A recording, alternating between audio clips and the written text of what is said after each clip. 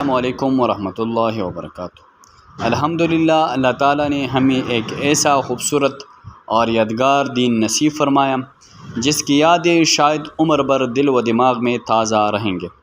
آج ہم آپ کو لے کر چل رہے ہیں ٹانڈیانی کے حسین وادیوں کی طرف، جہاں قدرت کے دلکش نظارے، بڑوں کی رفاقت اور دوستوں کی محبت، ہلکا پھلکا مزاح اور لذیذ کھانے نے اس سفر کو ناقابل فراموش بنا دیا۔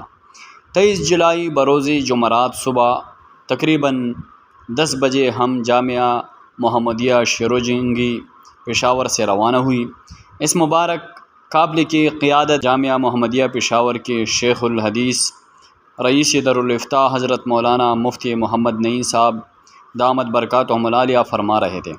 ان کے ساتھ ہمارے نہایت شفیق استاذ حضرت مفتی عبدالعزیز صاحب دامت برکاتہم العالیہ اور استاذ القرآ جناب محترم ہمارے اسفار کے روح روا قاری لقمان شاہ صاحب اور میرا دوست مفتی محمد حارث صاحب اور یہ نچیز عمران معاویہ عثمانی بھی اس سفر میں شریک تھے۔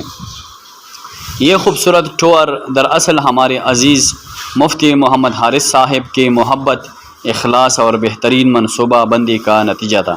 انہوں نے نہ صرف پورے پروگرام کا اہتمام کیا بلکہ کھانے پینے، خیمے اور دیگر ضروریات کا بھی بہترین انتظام پہلے سے کر رکھا تھا تاکہ اساتذہ کرام اور تمام ساتھی ایک خوشگوار دن گزار سکیں۔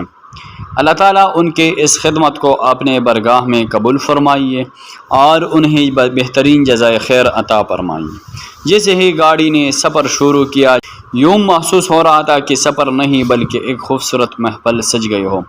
صوابی سے گزرتے ہوئے ہم ایبٹ آباد کی طرف روانہ ہوئے۔ راستے میں سبزہ زار، لہلہاتے درخت اور بلند و بالا پہاڑ اور ٹھنڈی ہوائیں دل کو بہت سکون دے رہے تھے۔ ہر منظر زبان حال سے اللہ تعالیٰ کی قدرت کا اعلان کر رہا تھا۔ اسی دوران حضرت مفتی محمد نعیم صاحب دامت برکاتہم العالیہ نے مسکراتے ہوئے فرمایا، بھائی چائے پینے کو دل کر رہا ہے۔ ابھی یہ جملہ مکمل نہیں ہوا تھا کہ حضرت مفتی عبدالعزیز صاحب نے فوراً مسکراتے ہوئے فرمایا، یہ تو سونے پر سہاگا ہوگا۔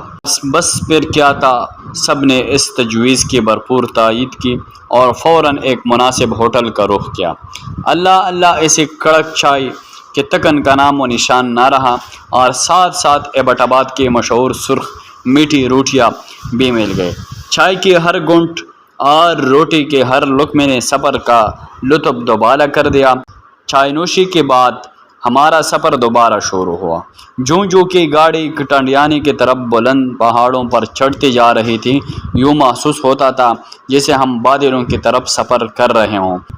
گھنے جنگلات، دیودار کے بلند و بالا درخت، ٹھنڈی ہوائیں، پرندوں کی چہچہاہٹ اور قدرت کے دل موہ لینے والے مناظر ہر شخص کو مسحور کیے ہوئے تھے۔ راستے میں ایک مسجد آئی جہاں ہم نے حضرت مفتی محمد نعیم صاحب دامت برکاتہم العالیہ کی امامت میں ظہر کی نماز ادا کرنے کی سعادت حاصل کی۔